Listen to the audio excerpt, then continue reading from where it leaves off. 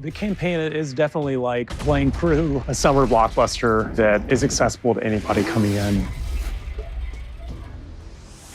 Black Ops 6 follows the events of both Cold War and then the 1980s part of Black Ops 2. The story takes place in 1991. Frank Woods had been on a mission in Panama that had gone south because there was apparently a mole within the CIA that betrayed them. Jason Hudson got killed. Alex Mason was killed by Woods' hand unintentionally. So what we're dealing with is some of the aftermath of those events. Our major returning characters are Frank Woods. He's a man of action, but he's not able to actually get out in the field anymore. We also have Russell Adler. No one quite understands his motivations, so he's difficult to trust. As far as new characters, we have Troy Marshall brings leadership, and then Savati Dumas, she's the master of disguise. And Felix Newman is a tech genius. Their arcs are very like, I don't know who to trust. I don't necessarily trust anybody in this room, but we know that we have like a similar goal.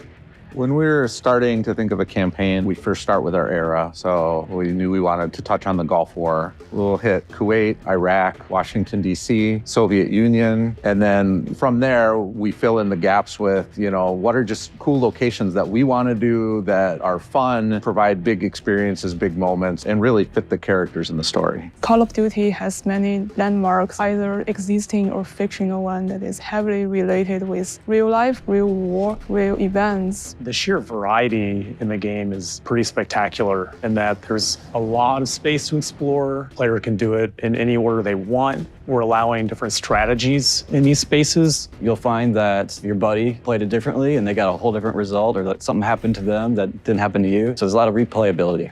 The safe house is a place to go in between missions. It gives the player a chance to explore. It's where you can really see these characters and feel who they are and what they're going through. There is also upgrade stations, so the player can upgrade themselves with improved equipment, improved abilities. The safe house will grow as the player progresses through the game. The set dress will change, the visuals will change, and you'll notice different things that weren't there before. So the player is playing a CIA operative named William Calderon. He goes by Case. Throughout the campaign, you'll be playing as Case, but there are other opportunities and other missions where you will play as other members of the team. And under the radar, you're playing as Sev, and she gets her own uniform and is disguised as a person who's working the base. We're hammering home to the player, this is a different character you're playing as. And so prototyping a mechanic around her having heightened keen eye senses, integrating that into the flow of the mission worked really well. I think my favorite part is in high rollers. You're going to go in there, pretend you are one of the customers, and break into the underground vault and get that cash out.